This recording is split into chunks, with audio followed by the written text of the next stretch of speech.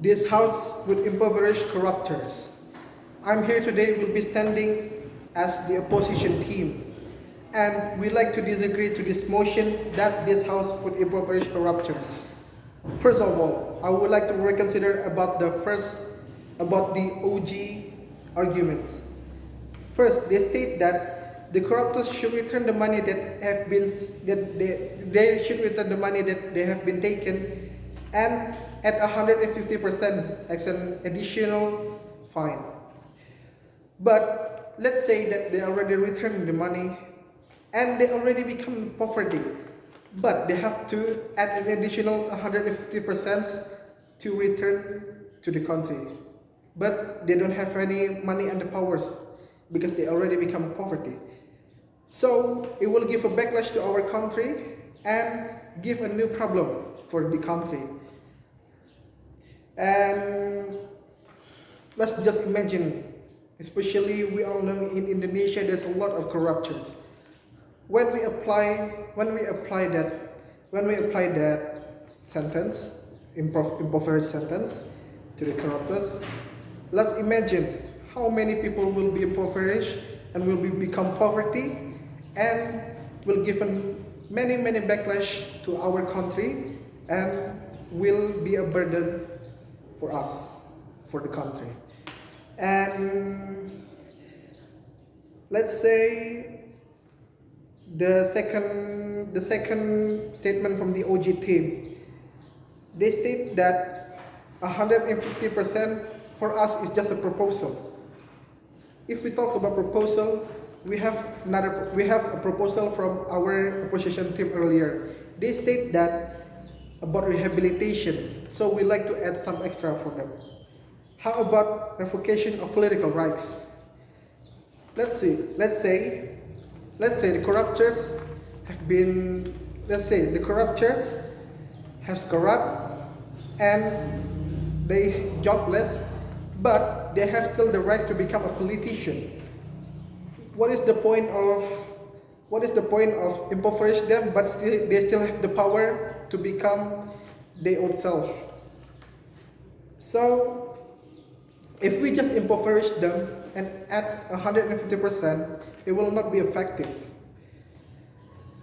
Because just like I've said earlier, they still have their own rights to become a politician and still have the power to do another bad things and corrupt.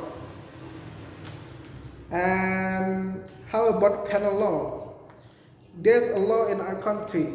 Our country, Indonesia, is a country of law, country of justice. We should trust to our country and our government to give a penal law to the corruptors, so it will give a deterrent effect for them, so they will not repeat the same mistake that they have done. So the corruptors will stop doing that over and over again. And for example, for the penal law, we take them to the prison. I know what you're thinking. Taking them to prison, they maybe can bribe themselves to get out of the prison and just have their way with it. How about we trust on our government and focus on imprisoning them, so they won't bribe they don't bribe their way out, so they can do bad things again. And talk about the proposal, how about death sentences? I know it sounds kind of brutal, but let's take a look at the other countries. For example, like China and Japan. They have sentences for the corruptors, like death sentences. For example, in China, because of death sentences, there's a little bit of corruptors in there, because all of them is being stopped by death sentences.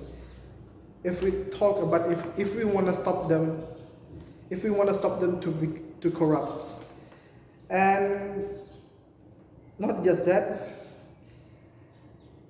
and because of that, the corruption, and from our team, we like to state that If we impoverish the corruptors, it's not really effective because of the argument that I stated earlier.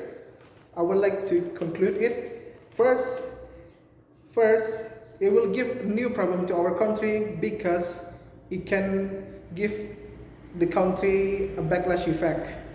It's like when they cannot pay the extra 150%, it will give a new problem to the country to solve. And there's many corruptors. Like for example, if there's many corruptors, we cannot just impoverish them all. It will not be so effective, but it will burden our country as well because not everybody can pay the additional 150% fine.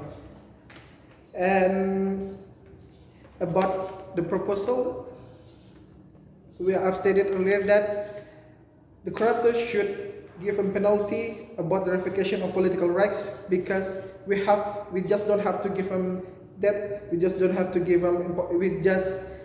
don't impoverish them, but we have to give them deterrent effect, for the 10 years later, so they won't become a politician, so they doesn't have the power again. And for the penal law, we should trust our government and our country that they will take care of the corruptors. So they won't bribe their way out, so they can do corrupt again. And about the death sentence, if we want to stop corruption, absolutely, we can do that like for the other countries that I've been stated earlier. I guess that's it for today. Thank you.